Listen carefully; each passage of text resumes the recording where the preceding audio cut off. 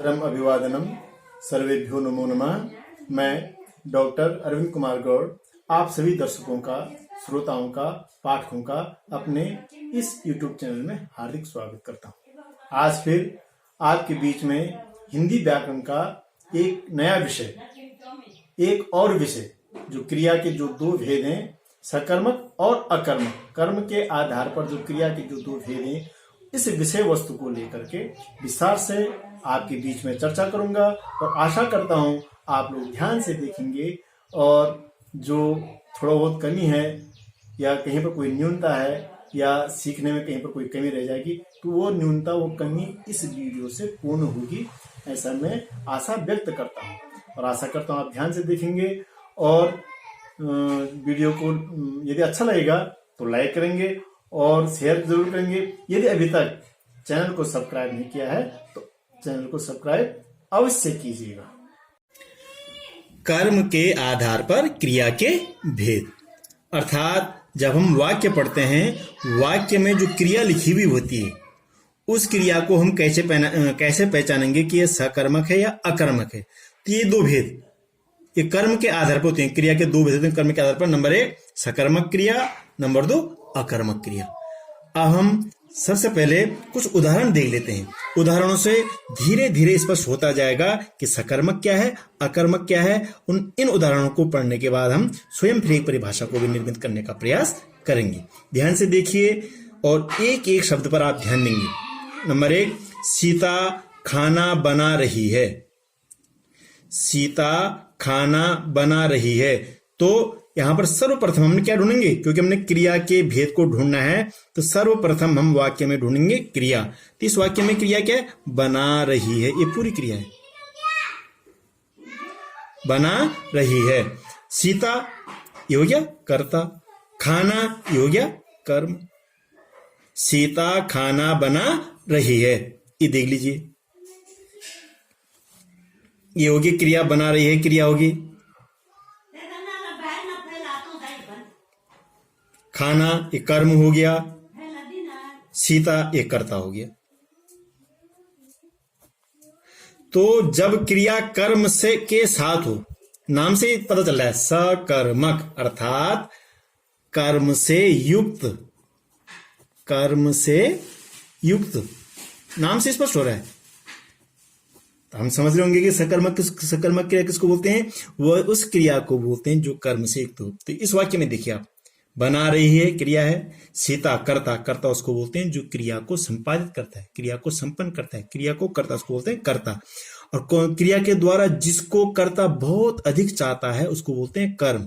संस्कृत में कहते हैं कर्तुरीप्सित तमम कर्म, कर्ता क्रिया के द्वारा जिसको अत्यधिक चाहता है उसको कर्म बोलते हैं। तो यहाँ पर क्रिया क्या बना रही है, इस बना रही क्रिया के द्वारा जो करता है किसको चाह रहा है, खाना को। क्या बना रहा है, खाना। अर्थात यहाँ पर क्रिया क्या है, सकर्मक क्रिया। क्या है यहाँ पर, सकर्मक क्रिया होगी। अगला वाक्य देखिए, राम फल खा रहा है। यहाँ पर क्रिया है फल खा रहा है, खा रहा है, और फल कर्म है और राम करता है। खाने का काम कौन कर रहा है, राम। और किसको खा रहा है, क्या खा रहा है, फल। तो फल क्या, कर्म। तो यहां पर क्रिया कैसे होगी, सकर्मक, क्योंकि यहां पर इस क्रिया के साथ कर्म है। अगला वाक्य है, आशीष क्रिकेट खेल रहा है। क्रिया क्या है, सर्वप्रथम देखेंगे, खेल रहा है, ये क्रिया खेल रहा है।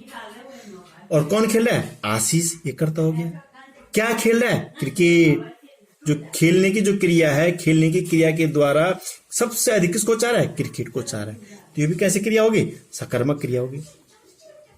यहां पर जो खेल रहा है ये क्रिया है, कैसी क्रिया है, सकर्मक क्रिया है। अगला उदाहरण है, महेश पानी पी रहा है। यहां पर क्रिया कौन सी है, आप बता पाएंगे, पी रहा है। अब क्या पी रहा है, पानी। जो पीने की जो क्रिया है इसके द्वारा सबसे अधिक किसको चाह रहा है, पानी। तो क्रिया के द्वारा जिसको सबसे अधिक चाह रहा है हो गया कर्म। और कौन चाह रहा है, महेश, एक कर्ता हो गया। पीने का काम कौन कर रहा है, महेश, एक कर्ता हो गया। तो यहां पर भी जो पी रहा है जो क्रिया है उसके साथ पानी कर्म है, इसलिए कैसी क्रिया होगी, सकर्मक।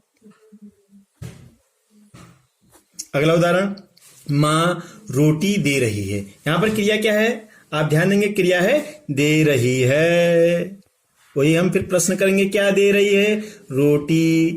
जो दे रही है जो क्रिया है सबसे अधिक किसको चाह रही है? रोटी को चाह रही है। और कौन दे रही है?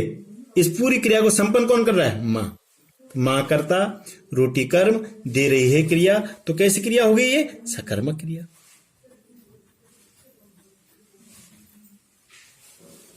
अगला उदाहरण, किसान हल लगा रहा है।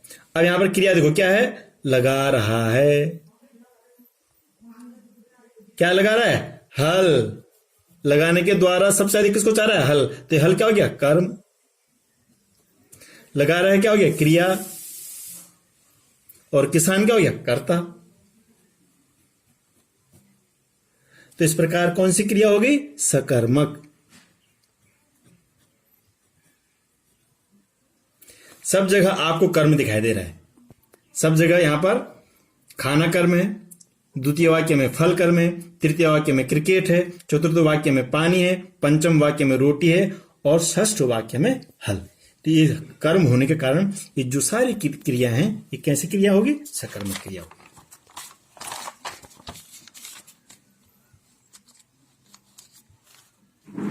इसी प्रकार मानसी लिख रही है। ध्यान दीजिए, क्रिया छांटेंगे सर्वप्रथम हम। जब भी हमने अकर्मक सकर्मक का भेद ढूंढना है, सर्वप्रथम क्या देंगे? क्रिया। तो क्रिया क्या है इस वाक्य में? लिख रही है।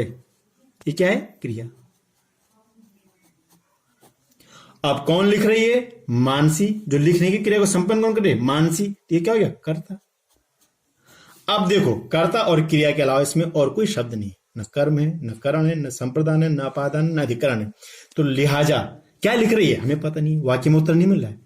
क्या लिख रहा है इस वाक्य में, इसका उत्तर नहीं मिल रहा है। तो कैसी क्रिया होगी ये? अकर्मक।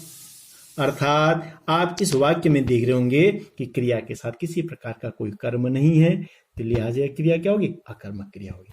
अगला उदाहरण, वैभव वैभव पढ़ रहा है। क्रिया क्या है इसमें? पढ़ रहा है। कौन पढ़ रहा है? वैभव। ये हो गया कर्ता। अब क्या पढ़ रहा है? जानकारी नहीं है। कर्ता और क्रिया है। इसमें कहीं पर भी आपको कर्म दिखाई दे रहा? हम फिर एक क्वेश्चन कर लेंगे, क्या पढ़ रहा है? तो क्या पढ़ेगा उत्तर हमको इस वाक्य में नहीं मिल पा रहा। वाक्य में नहीं मिल पा रहा है। अपने मनगढ़ंत उत्तर नहीं निकालना, हमने वाक्य में ढूंढना, वाक्य में नहीं मिल पा रहा है। तो कैसी क्रिया होगी यहां पर? अकर्म। अगला, दादी हंस रही है। हंस रही है एक क्रिया है। कौन हंस रही है? दादी। एक कर्ता हो गया। अब इसमें कर्म नहीं, कर्ता और क्रिया है सीधे। तो कैसी क्रिया होगी? अकर्मक। अकर्मक क्रिया होगी। अगला उदाहरण देखिए, शेर सो रहा है। क्रिया देखिए क्या है? सो रहा है। क्योंकि क्रिया के बेचाने से पहले हम क्रिया ढूंढेंगे। क्रिया सो रहा है। कौन सो रहा है? शेर। अगला इसमें प्रश्न बन ही नहीं पाए क्योंकि अगला शब्द इसमें है ही नहीं। यदि हम प्रश्न बनाते भी तो इसमें उसका उत्तर नहीं है। तो यहां पर जो क्रिया है सो रहा है, उसका यहां पर कर्म नहीं है। तो कौन सी क्रिया होगी? ये अकर्मक क्रिया हो गई। अगला, बच्चा रो रहा है। वही हम सर्वप्रथम क्या ढूंढेंगे? क्रिया। तो क्रिया क्या है इसमें? रो रहा है। कौन रो रहा है? बच्चा रो रहा है। बच्चा कर्ता हो गया, रो रहा है क्रिया होगी, और कोई शब्द है ही नहीं इसमें। तो कैसी क्रिया होगी? ये अकर्मक क्रिया होगी। अगला, खिलाड़ी दौड़ रहा है। सर्वप्रथम वही क्रिया ढूंढेंगे। खिलाड़ी दौड़ रहा है में क्या है क्रिया? दौड़ रहा है। अब कौन दौड़ रहा है? खिलाड़ी दौड़ रहा है। ये कर्ता हो गया। दौड़ रहा है क्रिया हो गई है। अब इसमें कोई कर्म तो है नहीं, कर्ता और क्रिया है। क्या है? अकर्मक क्रिया। इस प्रकार हम समझ सकते हैं कि जब वाक्य में क्रिया के साथ क्या होगा? कर्म होगा। जब क्रिया के साथ कर्म होता है तब वह क्रिया सकर्मक कहलाती है। जैसे हरीश फुटबॉल खेलता है। खेलता है क्रिया, फुटबॉल कर्म, हरीश कर्ता। तो इसमें हम प्रश्न भी कर सकते हैं। जैसे हमने बोल दिया हरीश खेलता है, हरीश कर्ता हो गया। क्या खेलता है? उत्तर मिल रहा है इसी वाक्य में क्या? फुटबॉल। तो फुटबॉल खेलने का कर्म है। खेलने के द्वारा किसको चाह रहा है? फुटबॉल को चाह रहा है। तो सकर्मक क्रिया है।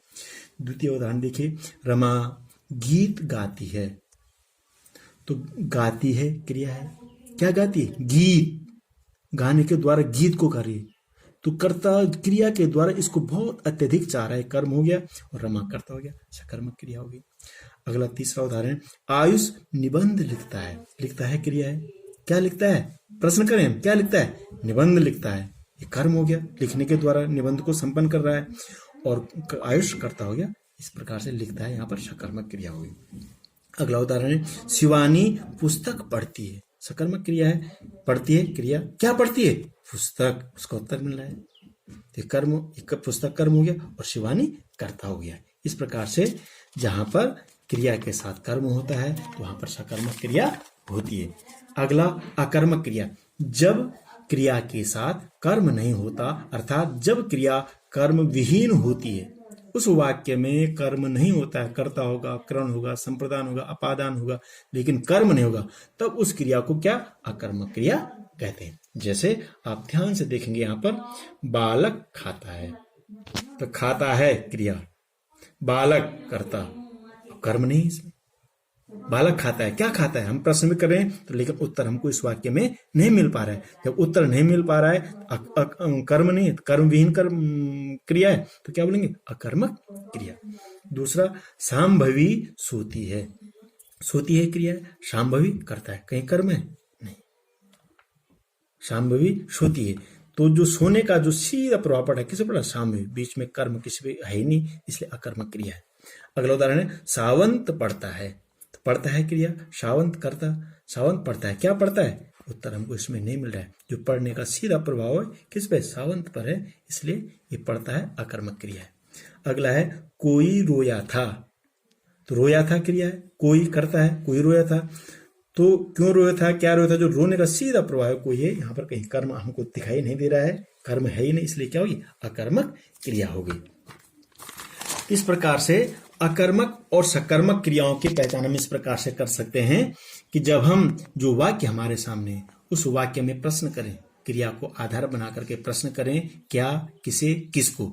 ये प्रश्न करने पर यदि वाक्य से ही उत्तर मिल जाता है, वाक्य से ही उत्तर मिल जाता है, तो सकर्मक क्रिया है। यदि उत्तर प्राप्त नहीं होता है तो अकर्मक क्रिया। जैसे दर्जी कपड़े सिल रहा है, तो दर्जी कर्ता हो गया, सिल रहा है क्रिया होगी। हमने प्रश्न कर दिया, क्या सिल रहा है? कपड़े, तो कर्म है, तो अभी क्रिया अकर्मक होगी, सकर्मक होगी? सकर्मक होगी। दूसरा, नेता बोल रहा है। बोल रहा है क्रिया है, कौन बोल रहा है? नेता। अब जो बोल रहा है क्रिया के द्वारा यहां पर क्या बोल रहा है? इस वाक्य में उसका उत्तर नहीं है, तो कैसी क्रिया होगी? अकर्मक होगी। क्या होगी? अकर्मक क्रिया होगी। इस प्रकार हम वाक्यों को पढ़ करके और कर्म देखेंगे, प्रश्न करेंगे, क्रिया के द्वारा कर्ता किसको अत्यधिक चाह रहा, वो कर्म होता है। यदि वो कर्म वाक्य में है तो क्रिया सकर्मक, और कर्म वाक्य में नहीं है तो क्रिया अकर्मक।